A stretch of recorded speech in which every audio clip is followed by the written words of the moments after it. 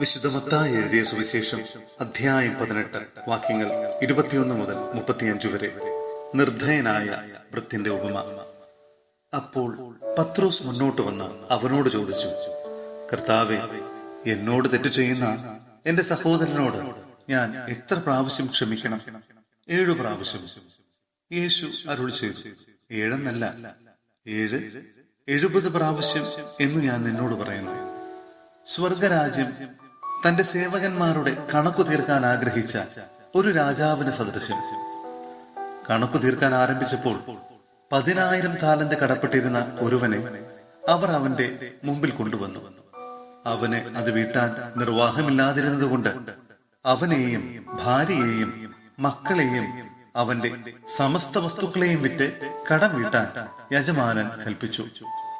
അപ്പോൾ സേവകൻ വീണ് നമസ്കരിച്ചുകൊണ്ട് പറഞ്ഞു, പ്രഭു, എന്നോട് ക്ഷമിക്കണമേ, ഞാൻ എല്ലാം തന്നു വീട്ടിക്കൊള്ളാം. ആ സേവകന്റെ യജമാനൻ മനസ്സലിഞ്ഞ് അവനെ വിട്ടയക്കുകയും കടം ഇളച്ചു കൊടുക്കുകയും ചെയ്തു. അവൻ പുറത്തിറങ്ങിയപ്പോൾ തനിക്ക് 100 ദനാറ നൽകാനുണ്ടായിരുന്ന തന്റെ സഹസേവകരിൽ ഒരുവനെ കണ്ടുമുട്ടി.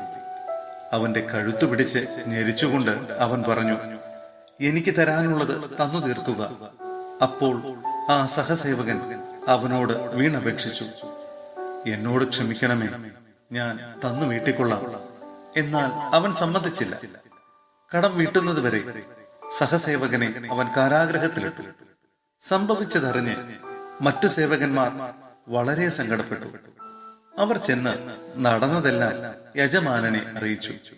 യജമാനൻ അവനെ വിളിച്ചു പറഞ്ഞു, ദുഷ്ടനായ സേവക, നീ എന്നോട് കേണപേക്ഷിച്ചതുകൊണ്ട് നിന്റെ കടമെല്ലാം ഞാൻ ഇളച്ചു തന്നു. ഞാൻ നിന്നോട് കരുണ കാണിച്ചതുപോലെ നീയും നിന്റെ സഹസേവകനോട് കരുണ കാണിക്കേണ്ടതായിരുന്നില്ലേ? യജമാനൻ കോപിച്ച് കടം മുഴുവൻ വീട്ടുന്നതുവരെ അവനെ കാരാഗ്രഹാധികൃതർക്ക് ഏൽപ്പിച്ചു കൊടുത്തു.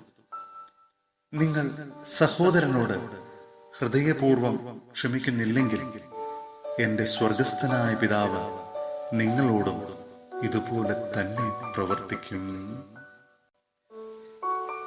സഹോദരരെ, വിശുദ്ധ പൗലോസ്ലീഹ കൊറിന്ത്യോസിലെ സഭയ്ക്ക് എഴുതിയ 1-ാം ലേഖനം അധ്യായം 13 വാക്യങ്ങൾ 1 മുതൽ 8 വരെയും 13-ാം വാക്യവും. സ്നേഹം സർവോത്കൃഷ്ടം. ഞാൻ മനുഷ്യരുടെയും ദൈവദൂതന്മാരുടെയും ഭാഷകളിൽ സംസാരിച്ചാലും എനിക്ക് സ്നേഹമില്ലെങ്കിൽ ഞാൻ മുഴങ്ങുന്ന ചേങ്ങലയോ ചിലമ്പുന്ന കൈത്താളമോ ആണ്.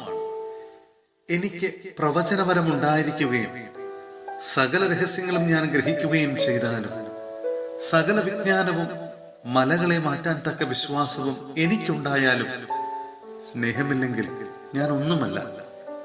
ഞാൻ എന്റെ സർവസമ്പത്തും ദാനം ചെയ്താലും എന്റെ ശരീരം ദഹിപ്പിക്കാൻ വിട്ടുകൊടുത്താലും സ്നേഹമില്ലെങ്കിൽ എനിക്ക് ഒരു പ്രയോജനവുമില്ല. സ്നേഹം ദീർഘക്ഷമയും ദയയുമുള്ളതാണ്. സ്നേഹം അസൂയപ്പെടുന്നില്ല, ആത്മപ്രശംസ ചെയ്യുന്നില്ല, അഹങ്കരിക്കുന്നില്ല. സ്നേഹം അനുചിതമായി പെരുമാറുന്നില്ല, സ്വാർത്ഥം അന്വേഷിക്കുന്നില്ല, കോപിക്കുന്നില്ല, വിദ്വേഷം പുലർത്തുന്നില്ല, അത് അനീതിയിൽ സന്തോഷിക്കുന്നില്ല, സത്യത്തിൽ ആഹ്ലാദം കൊള്ളുന്നു. സ്നേഹം സകലതും സഹിക്കുന്നു, സകലതും വിശ്വസിക്കുന്നു, സകലതും പ്രത്യാശിക്കുന്നു, സകലത്തെയും അതിജീവിക്കുന്നു. സ്നേഹം ഒരിക്കലും അവസാനിക്കുന്നില്ല. പ്രവചനങ്ങൾ കടന്നുപോകും, ഭാഷകൾ ഇല്ലാതാകും, വിജ്ഞാനം തിരോഭവിക്കും. എന്നാൽ സ്നേഹമാണ് സർവോത്കൃഷ്ടം.